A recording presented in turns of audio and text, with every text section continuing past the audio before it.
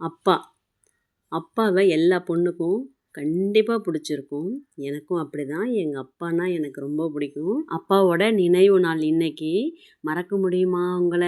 நெனச்சாலே கண்ணீர் வந்துரும்ப்பா. அப்பா இறந்து 3 வருஷம் ஆயிடுச்சு. எல்லா சூழ்நிலையிலயும் என் கூட எங்க அப்பா இருந்திருக்காங்க. என் நல்லது, கெட்டது, எனக்கு கஷ்டமா இருக்கும்போதும் சரி, என்னோட வீட்டு ஃபங்க்ஷன் எல்லாத்துலேயும் எங்கள் அப்பா என் கூட இருந்திருக்காங்க. எப்போவுமே இந்த சிரிச்ச முகத்தோட தான் இருப்பாங்க. மீசை தான் அவருக்கு ரொம்ப அழகு.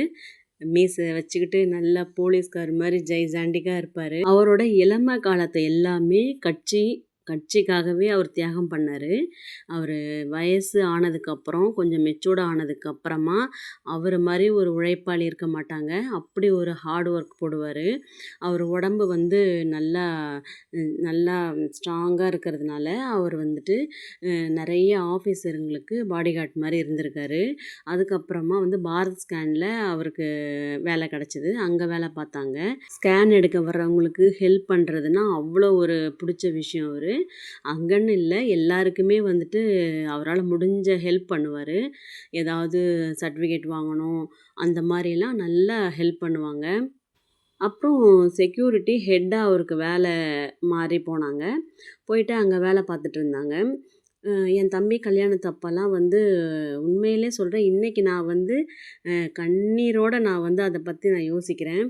என்ன வேலை செய்கிறாங்க, அப்பா என்ன வேலை செய்கிறாங்கன்னு சொல்லும்போது நான் வந்து சொல்கிறதுக்கு நான் வந்து கூச்சப்பட்டிருக்கேன்.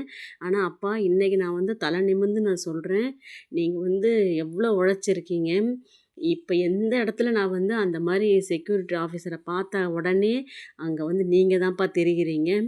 கண்டிப்பாக வந்து உதவி செஞ்சுக்கிட்டே நீங்கள் உழைச்சிங்க பார்த்தீங்களா, அது வந்து யாருமே மறக்க மாட்டாங்க நீங்கள் பண்ண உதவியெல்லாம்.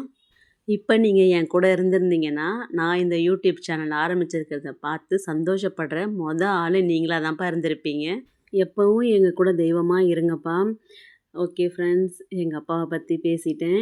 எந்த வயசுக்காரவங்களாக இருந்தாலும் இப்படி தான் அப்பா மேலே பாசமாக இருந்திருப்போம் எல்லாருமே. ஓகே பாய், நெக்ஸ்ட் வீடியோவில் பார்க்கலாம்.